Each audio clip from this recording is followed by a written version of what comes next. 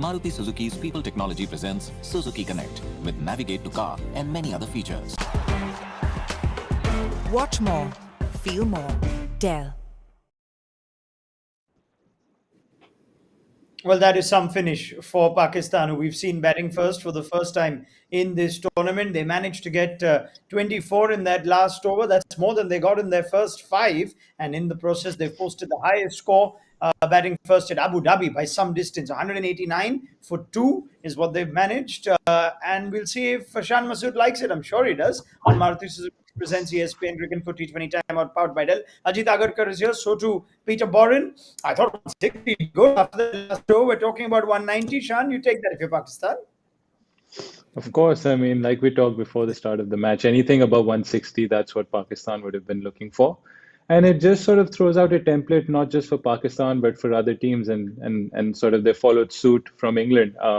If you've got wickets in hand, if you've got your main batsman in hand, and batsmen that can play in different gears like Babar and Rizwan, then you don't have to go gung-ho in the first six. You're better off preserving those wickets and putting the fielding side under pressure once the power play is over. The important thing is not to play dot balls and to run hard.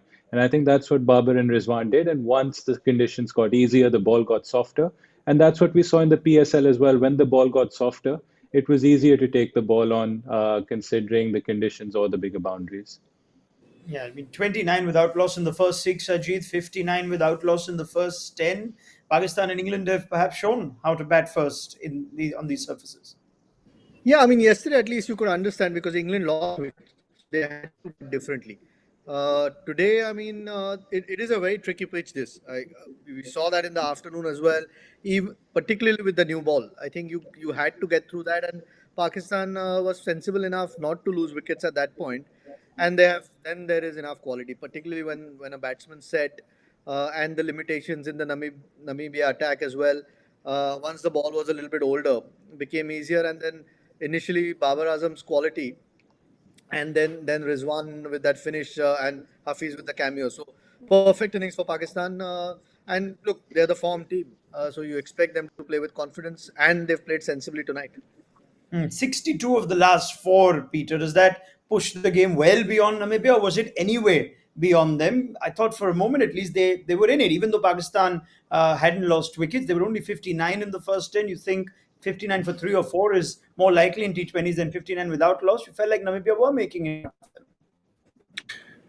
Well, I think Namibia were possibly a little bit unlucky with the new ball. I think they actually bowled pretty well. They went past the outside edge a few times, and as we said in the pre-show, they needed to get those early wickets because the wicket, whilst maybe it's doing a bit with the new ball, that it's actually coming onto the bat quite nicely. This is actually quite exciting cricket to watch, in terms of the surface, and you know, in comparison to some of the cricket we've seen on sort of slower surfaces. It's nice to see this as a little bit of a difference today.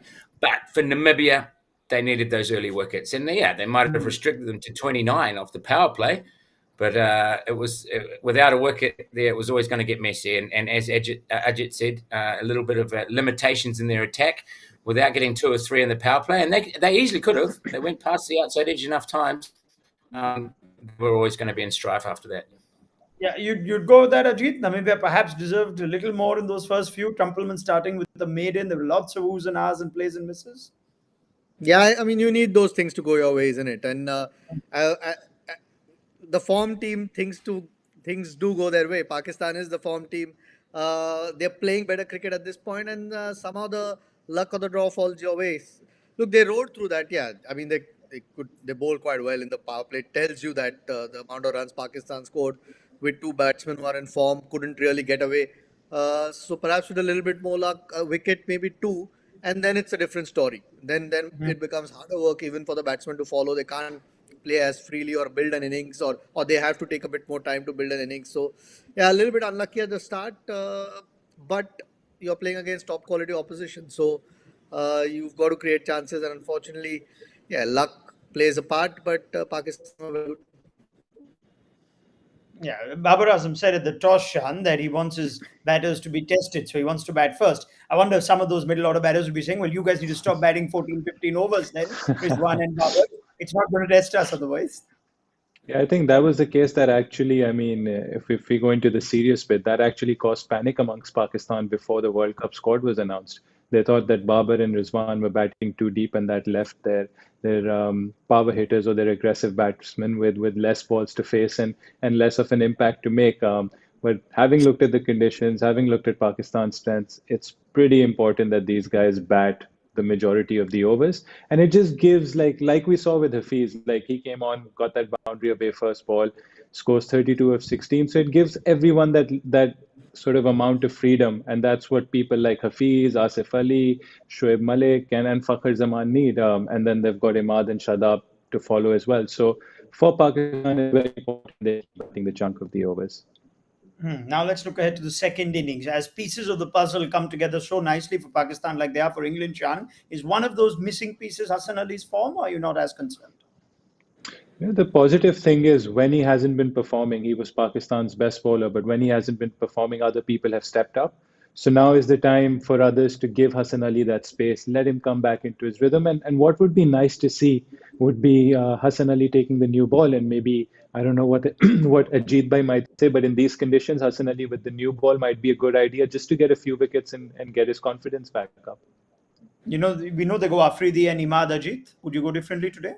Yeah, I think absolutely agree. Why not? I mean, get somebody, one of your strike bowlers in early. The ball is doing a bit. You're quite comfortable with where you are in terms of what score you've got. May as well get him in the game. I mean, we've seen what South Africa have done with Rabada, given him the new ball and seems to have responded really well. It's just about getting some confidence back. He's had a tough couple of games, Hassan Ali, but we know what a good bowler he is. And today is great opportunity to just give him the new ball. And I don't think it's going to make a big difference to how Pakistan's bowling innings go. So may as well get him in the game early. Now we're seeing a template of how to bat first and post 180, 190, or yesterday 160, a competitive score, Peter. But it's a different template on how to chase it, right? You can't quite go the same way. Or would you advise that Namibia be cautious again, like Pakistan were, and look to go big? Is it different when you're chasing? Oh, look, it's a huge challenge. We all know that against Namibia, against the Pakistani bowling attack, and for Namibia, that first innings has got away from them.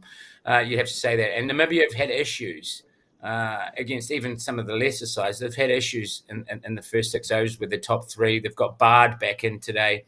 I think, as Shan said, here's the template for how you're going to play an innings, and particularly for Namibia, because their strength is their middle order. Now they've got Erasmus at 4, David Visa at 5, and JJ Smith at 6. They're the best players by a country mile. Now, can they afford against the new ball against Shah? Maybe Hassan Ali. They can't really afford to lose early work because the ball's coming on, and that, as opposed to the other day when they played Afghanistan, the ball coming on, although these guys are proper bowlers, and we could see it's going to be entertaining. It's going to suit Namibia, you would think, more than the low, slow conditions we saw the other day against Afghanistan. Namibia, South African country, they used to pitches a little bit more like that. I think the second innings is going to be great entertainment either way because the ball's coming on. We love it. There's going to be boundaries. There's going to be nicks. There's going to be guys bowled. The Pakistani bowlers are not going to hold back. And I hope that the Namibians don't either because we can see outside edges go for 4. This is a whole different game than what we saw the other day for Namibia. And a huge chase and very, very little chance that they're going to make the runs. But I'm hoping if they can get through that new ball and we can get that middle order in there, the Namibian middle order, they can really stand up and show us something and show a little bit of fight. And I guess because associate teams, Scotland and Namibia have been a bit meh so far in the Super 12. So let's hope that anyone who's watching can actually say, whoa, these guys can play a bit. And today's an opportunity to make that statement. Yeah, I wouldn't mind it. You wouldn't mind a little bit of giant killing. This tournament is due for that. Although it does look like India are likely to be the receiving end than Pakistan at this stage. Recent form is anything to go by. But let's hope it's fun. Let's hope they make a dash of it. We don't want a one-sided 10-over finish or so. We want to make it bad and come close. Sri Lanka came close yesterday. It was interesting. So Peter Borren, Ajit Agarkar, Shan, Masood. Let's pick it up at the end of it. We all know Pakistan are firm favourites. They should win this easy, especially when 160 has become 190 as a result of that 24-run last over by Mohammad Rizwan. Let's see if Namibia can make it interesting. Join us at the end on Maruti Suzuki Presents ESPN Cricket for T20 Timeout, powered by Dell.